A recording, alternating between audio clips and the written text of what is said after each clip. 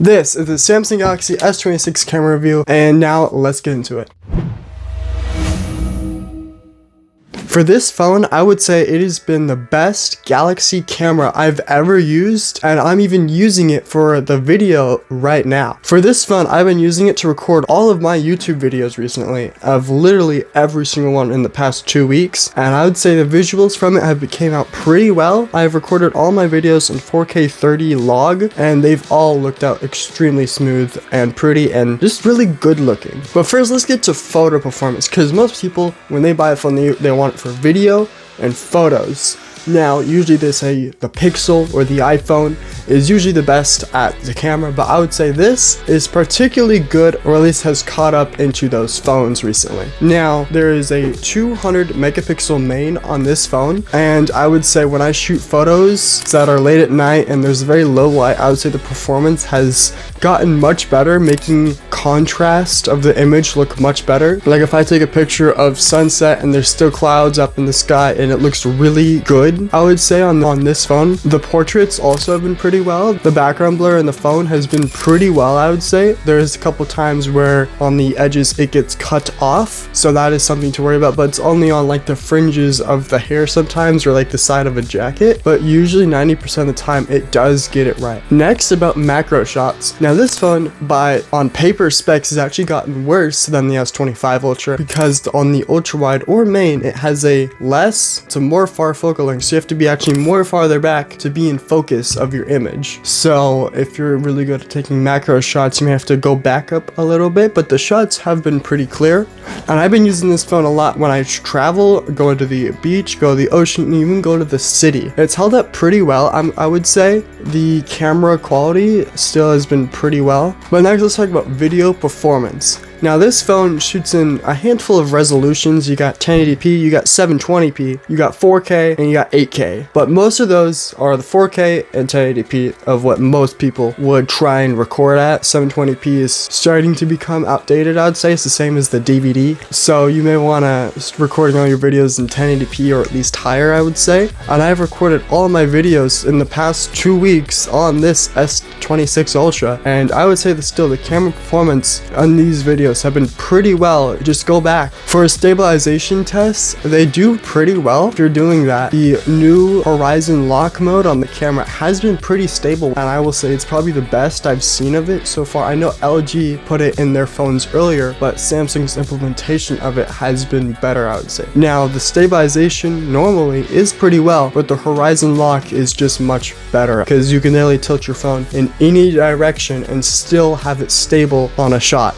Now, walking footage has been pretty well. I've been using the front camera actually to record the walking clips in my videos, and it's been pretty well. I would say it doesn't have the best stabilization because it's the front camera. Next is the audio recording. It does sound pretty well, I'd say. Just don't put your finger on the microphone and it's gonna just sound muffled. But I would say it's been pretty well. I have a video of me going out to the main road and having cars go by, and you can hear the noise canceling that it has, and just with nothing, if you're into the AI stuff and trying to remove it, or just, record in a better area. Noise removal has been pretty well, or the background noise removal in videos. Okay, so right now I have cars going by, I'd say quite frequently, and let me know how the audio sounds. Okay, so right now I have cars going by, I'd say quite frequently, and let me know how the audio sounds. Now still, I would say the highlight of this phone is the log and APV.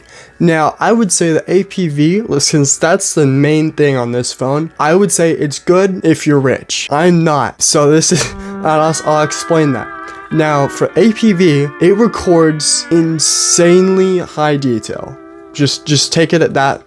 And with extremely high data sizes. Now, I was recording an 8K video for about 5 seconds. You hear me? Just only 5 seconds. That's about 3 gigs right there for APV log 8K footage. 3 gigs for 5 seconds. Now, I get it's APV, it's supposed to be a lossless codec, but 3 gigs for 5 seconds. Like, literally, my phone would fill up, I think, the whole entire storage in 8 minutes. Everything. So if you wanted to use APV, I would highly recommend connecting an external device or buying the 1TB version of this phone.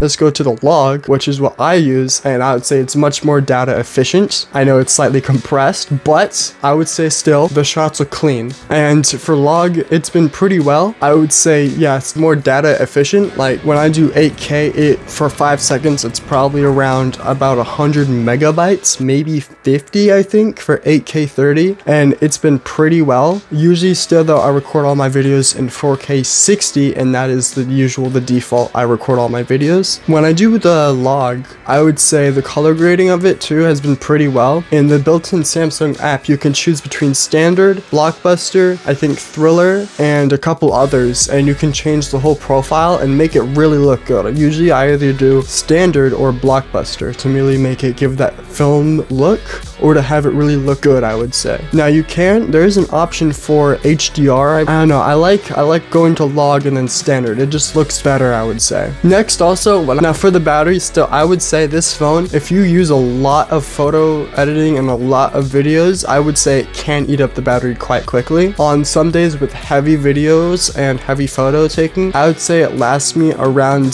till I'm gonna say 9 to 8 p.m. and I'll still have around 30 to 20% if I'm from waking up at 6 and going to bed at 9 or 8 of it literally lasting me. But if you're doing a lot of videos, I would say try and get an external battery maybe, or still that external hard drive. Now I would say if you're trying to buy this phone for the camera and your older phone, let's just say it's an S22 Ultra or maybe a 23, I would say go for it. The camera, I had an S22, like I still do honestly, and I've noticed the camera on these new, I would say on the latest Samsung phones, the S25, the S26, the camera performance has skyrocketed in actual good detail and good cinematic quality, or just base quality if you, for that matter, because I have a Galaxy S10 and half the time the photos and videos would look blurred out a little bit or a little hazy and really soft. Now, or even on my Z Flip 4 I had, it would look hazy, soft, and have lots of glares. On these phones, they've basically got away at every one of those, less haziness,